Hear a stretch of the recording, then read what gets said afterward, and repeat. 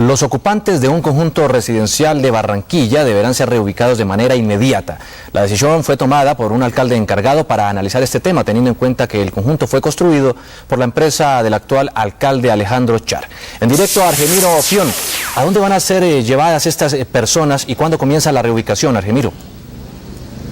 Juan Diego, muy buen día. Pues según la resolución que expidió el alcalde ad hoc para este tema, la alcaldía y la constructora ahora deben ubicar un sitio donde llevar a estas personas, donde les ofrezcan las mismas garantías que les habían prometido inicialmente. Y la misma resolución dice que esta reubicación debe ser inmediata.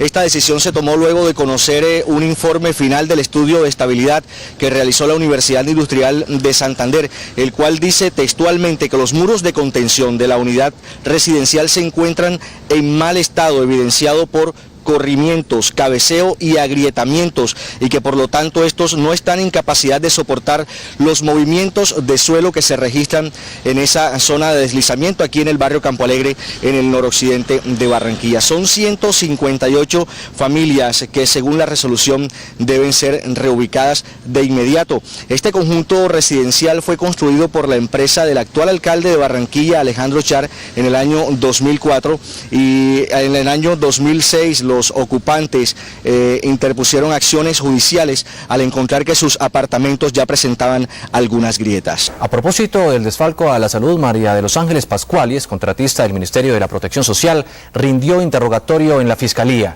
Pascuali, quien era asesora jurídica de Luisa Fernanda Bellini y directora de financiamiento del Ministerio de la Protección Social, llegó acompañada de su abogado y no quiso responder ninguna pregunta de los periodistas. Pascuali fue una de las funcionarias que firmó tutelas para cobros de servicios que habían sido negadas por el FOSIGA. El próximo viernes tendrá que acudir también a interrogatorio el viceministro técnico del Ministerio, Carlos Jorge Rodríguez. 7:08 minutos de la mañana, a pesar de que todos los ocupantes de predios en el Urabá antioqueño terminaron de desalojar pacíficamente los lotes, en las últimas horas un grupo de jóvenes protagonizó nuevos disturbios.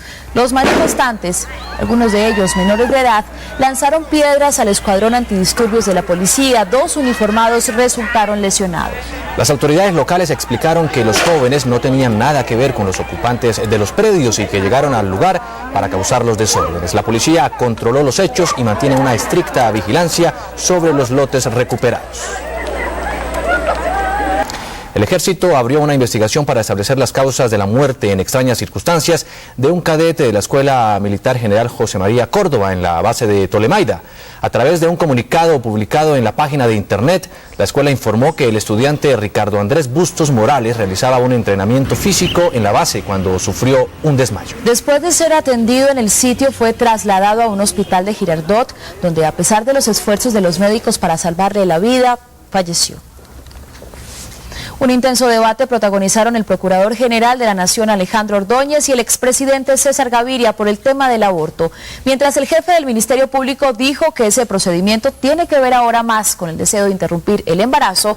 Gaviria le recordó que se tiene que ceñir a las sentencias de la Corte Constitucional. El procurador Ordóñez la emprendió de nuevo contra las sentencias de la Corte Constitucional que permiten el aborto en casos excepcionales, advirtiendo que los magistrados no saben cuándo empieza la vida y cuántos seres en gestación han muerto a raíz de ese fallo. Para que exista protección jurídica se requiere de una realidad, que en el caso objeto de debate es un ser humano, no importa la fase existencial en que se encuentre. El expresidente César Gaviria, sin desconocer la gestión que el procurador ha desarrollado en labores de control, afirmó que en la interpretación de derechos ciudadanos hay que acudir a las sentencias de la Corte y no a opiniones personales. Lo que él nos ha expresado aquí es lo que él piensa, pero no puede creer que como procurador él puede actuar en función simplemente de lo que piensa. Él tiene que actuar en función de las sentencias de la Corte. Entre tanto, el presidente de la Corte Constitucional evitó la controversia y dijo que los argumentos del alto tribunal han sido claros. No entrar a polemizar. No es función del presidente de la Corte entrar a polemizar con el señor procurador. Para eso él nos envía memoriales y se los respondemos.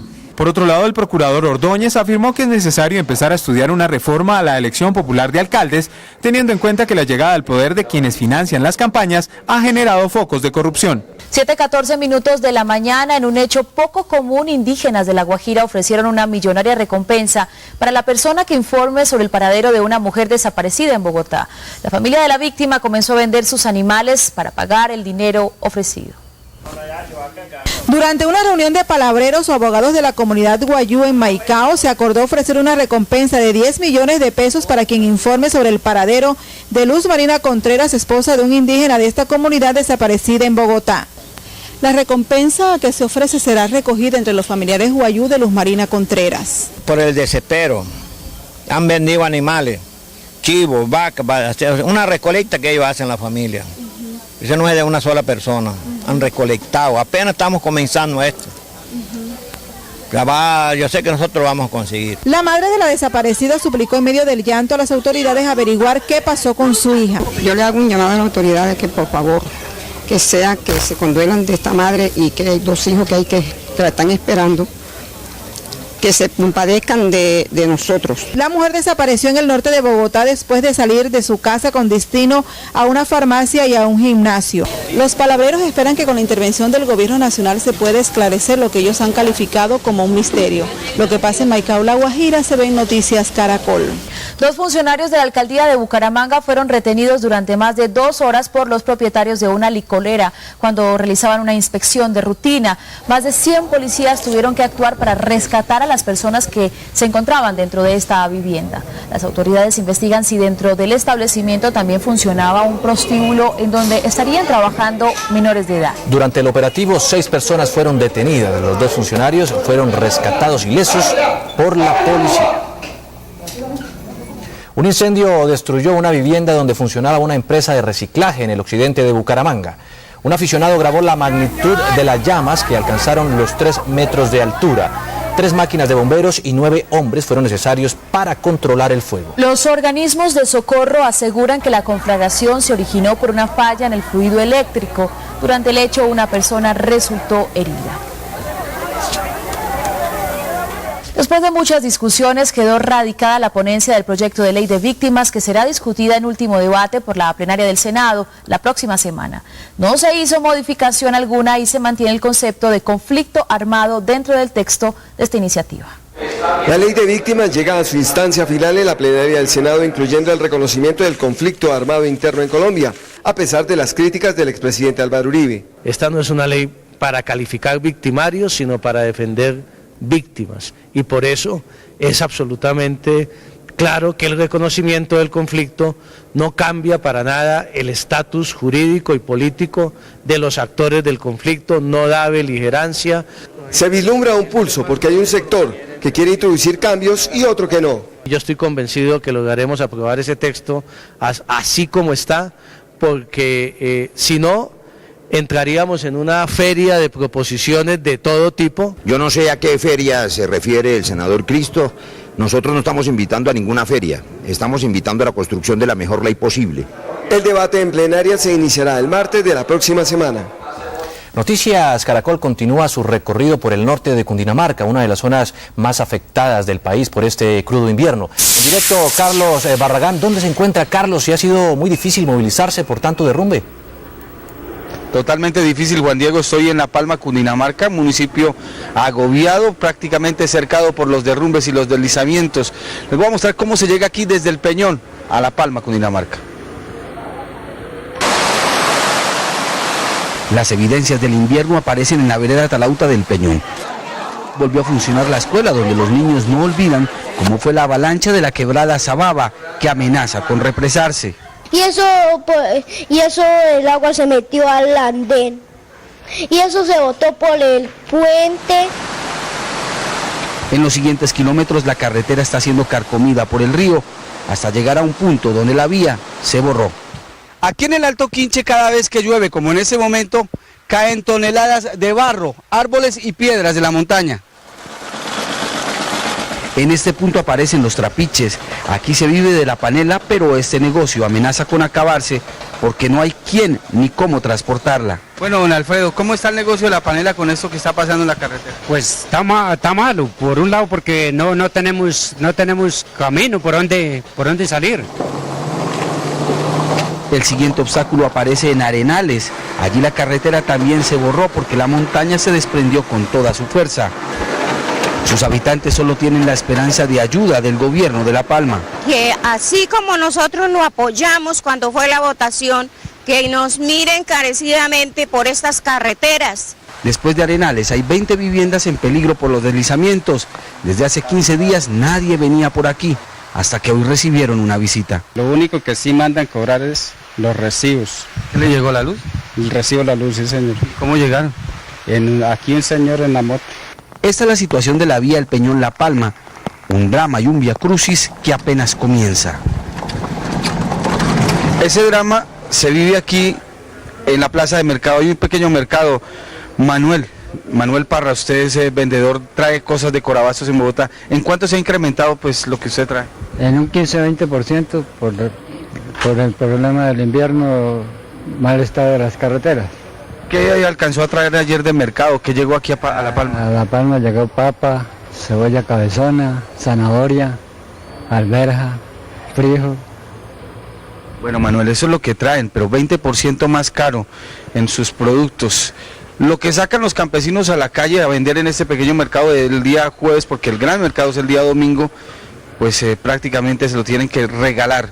Un gajo de plátano, ¿cuánto puede costar un gajo de plátano? Unos 40 plátanos. Unos 40 plátanos aquí vale 5 o 6 mil pesos. 5 o 6 mil pesos, menos de 400 pesos. Hoy el gobernador de Cundinamarca al parecer va a estar en Pacho atendiendo a los concejales de todos estos municipios del Río Negro y seguramente estaremos allí con Noticias Caracol. Carlos Barragán Rosso, aquí desde La Palma, Cundinamarca. Esperamos un nuevo informe a las 12:30. Muchas gracias, Carlos. Y mira, a propósito de lo que pasa en Cundinamarca, hay alerta en varios municipios del departamento por el deslizamiento progresivo de una montaña que amenaza a cerca de 4.000 personas. Así se ve desde el aire la enorme falla geológica que presenta la montaña y que mantiene en alerta máxima a los municipios de Guayabal, Siquima, Albán, Útica y Cabrera. La gobernación de Cundinamarca realizó un simulacro de evacuación en estas poblaciones de donde ya han salido 75 familias. El mandatario advirtió que con una nueva ola invernal esta parte de la cordillera oriental podría venirse abajo y tapar a los municipios cercanos. Después de casi 2 meses de trabajo se logró tapar el chorro de las Mestizas. Se trata de un boquete en el canal del Dique que desde el año pasado inundó a los municipios del norte de Bolívar. 130 días permaneció abierto el chorro de las Mestizas, donde el pasado 15 de diciembre la creciente del canal del Dique rompió el Garillón e inundó los municipios de San Cristóbal y Soplaviento.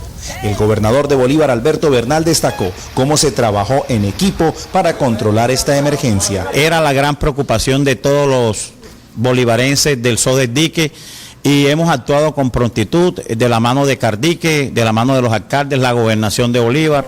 Los habitantes de Soplaviento como Ruth Pérez mostraron su satisfacción por el taponamiento, pero aún tienen el amargo recuerdo que les dejó la ola invernal de finales del año pasado. Soplaviento sufrió mucho, fue un momento trágico para nosotros, para los ancianos, los niños, tuvimos que salir corriendo. No quiero ni recordar ese momento. Este es el terraplén recién construido y por el que hoy celebran los habitantes de San Cristóbal y Soplaviento. Por este lugar se filtraron millones de metros cúbicos de agua, dejando muchísimos damnificados durante la pasada ola invernal. Pero a pesar de la buena noticia, algunos habitantes le piden al gobierno local y nacional no bajar la guardia, pues una nueva ola invernal empezó a azotar la zona. La situación se puede repetir porque el invierno no ha dejado que trabajen y lo que queremos es que el pueblo lo refuercen bien, toda la orilla. Por eso en varios municipios vecinos como San Estanislao se trabaja en el reforzamiento de los jarillones para evitar una tragedia como la del año pasado. Y seguimos recorriendo las vías que nos deja el invierno. 3 transbordos en canoa deben hacer las personas que viajan desde Aguachica, Cesar, hasta Morales, Bolívar. 3 horas gastamos en un recorrido que se hacía antes en 60 minutos.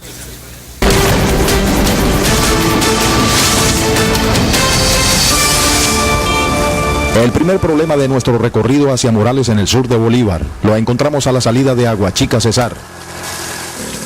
Son 14 kilómetros llenos de huecos y charcos. Eso ya no se puede ni transitar por acá, mano. Hay un punto donde ya no se ven casi carros, pues los conductores no van a tener cómo seguir transitando. En este punto ubicado entre el municipio de Aguachica y Gamarra, el río se llevó completamente la banca y los viajeros tienen que hacer un primer transbordo para pasar de una orilla a otra utilizando canoas o chalupas. Para seguir hay que pagar un pasaje de canoa. Repagando los transportes, porque mire que aquí vamos aquí en John Suete y son 5.000 que tenemos que pagar y 5.000 allá en el otro para llegar a Morales son 10.000. En una pequeña embarcación cruzamos lo que hasta hace 20 días era el pedazo de una vía. La carretera todo llegó el río y acabó con esta vaina vieja.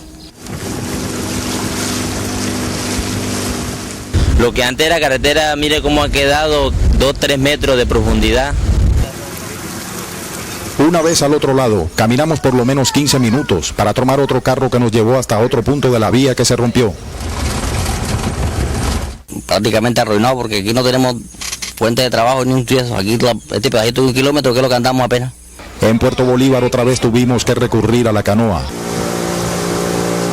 Y fue en este medio de transporte que llegamos a Morales, un municipio al que antes se podía llegar tranquilamente en carro.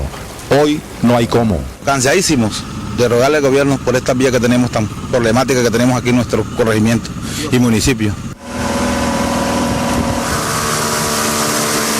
3 horas tardamos en un recorrido que antes se demoraba apenas 60 minutos. Una extraña filtración de aceite se registra en una vereda cerca a Cartagena que ya tiene efectos nocivos para los habitantes y también para el medio ambiente. La mancha adherida a la capa terrestre se evidencia a lo largo de una veintena de parcelas. Este es un aceite que no sabemos qué tipo de aceite será. Además, contamina todo a su paso. Los humanos y también los animales, las frutas, los árboles, todo, el agua. Por las altas temperaturas, las capas de aceite generan continuos incendios. Como esto es aceite, es difícil de apagarlo con agua o con otra, hay que utilizar tierra. El origen es motivo de investigación. Los campesinos que habitan la parte baja de esta colina aseguran que las filtraciones de aceite provienen de estas gigantescas pozas de oxidación. Gustavo Camacho, gerente de la empresa responsable del tratamiento de residuos, asegura que las lagunas están impermeabilizadas y no registran rebosamientos ni filtraciones. Sin embargo, no descarta un derrame accidental. Si en algún momento pudo haber ocurrido un accidente por la ola invernal, haremos los correctivos que son los pertinentes con relación a este tema ambiental. Mediciones, monitoreos y análisis de laboratorio realizan las autoridades ambientales para establecer el grado y origen de la contaminación. Alumnos de un colegio ubicado en el norte de Bogotá impiden a esta hora el ingreso a clases. En directo, Caterine Arias. ¿Qué está pasando, Caterine? Mabel, más de 800 estudiantes del colegio Compartir Bochica bloquean a esta hora la entrada principal de la institución educativa, no permiten el ingreso de los educadores, según ellos, porque se enteraron de que el colegio se va a cerrar. Buenos días y cuéntanos la petición que ustedes hacen. ¿Cuál es? Buenos días. Nosotros en este momento queremos la presencia del doctor Pedro Gómez, el fundador de Compartir, el que encabeza esto. Queremos que nosotros, donde iniciamos un proceso durante todo el colegio, terminemos ahí mismo. Hay más personas que llevan acá durante 10 años estudiando. Queremos que todos estén durante todo este tiempo y que nos dé explicaciones de qué es lo que está pasando y qué pasará con el colegio. Perfecto, pero ¿a qué horas van a permitir la entrada de estudiantes que necesitan estudiar y los docentes que irán a trabajar? Hasta que nos solucionen el problema, hasta que venga Pedro Gómez. Hasta que venga Pedro Gómez vamos a dar entrada al colegio. De lo contrario no vamos a entrar a nadie. Perfecto, esos estudiantes del colegio Compartir Bochica aseguran que esta alianza que tienen con la Fundación Compartir pues les da el aval para seguir estudiando y que se caracterizan por tener buenos puntajes en el IFEX y también por ser buenos estudiantes, así que solicitan que no sea cerrada la institución educativa. Caterine Arias, Noticias Caracol. Por lo menos 20.000 personas pasaron la noche en la calle en la ciudad de Lorca, en Murcia, España, por temor a las réplicas del terremoto de 5,1 grados de ayer. 9 personas murieron y hay más de 160 heridos, 3 de ellos de gravedad. Las autoridades tuvieron que habilitar refugios para que los residentes pudieran pasar ahí la noche y varios días, ya que por lo menos un 80% de las viviendas sufrieron daños y no resistirían las réplicas. El agua del desbordado río Mississippi alcanzó su nivel más alto desde que se tiene registro. En Natchez, Mississippi, la altura del agua marcó 58.48 pies, superando el récord de 58 pies de 1937. El presidente Barack Obama declaró zona de desastre en Tennessee y Mississippi, aunque las inundaciones afectan también a Arkansas y Luisiana, donde hoy continúan evacuando residencias cercanas al río. En Eslovaquia hay consternación por la historia de un hombre detenido en ese país y quien dejó un mensaje en internet solicitando un suicida voluntario que le permitiera cocinar, y escuchen esto, comer su cuerpo. Todo comenzó cuando un ciudadano suizo inicialmente acordó con el caníbal ser su víctima, pero luego se arrepintió y alertó a la policía. El poeta Pablo Neruda no murió de cáncer, sino que fue asesinado por agentes del régimen militar de Augusto Pinochet. Eso según Manuel Araya, el exconductor del Premio Nobel de Literatura, quien aseguró que el poeta estaba en perfecto estado de salud y que iba a exiliarse en México tras una serie de allanamientos que el régimen había hecho a su residencia. Según el conductor, Neruda estuvo recluido en una clínica días antes de su muerte por razones de seguridad, y fue ahí donde un médico le inyectó una sustancia venenosa en el estómago que le provocó la muerte un día antes de su partida. Y el primer autorretrato de Andy Warhol se convirtió también en el más caro hasta ahora que se haya vendido de este artista norteamericano. Lo subastaron en la casa de subastas Christie's en Nueva York en $38.4 millones. Lo curioso es que el artista lo hizo en 1964 y lo vendió por $1.600 a un coleccionista que inteligentemente lo guardó y apenas ahora lo vendió.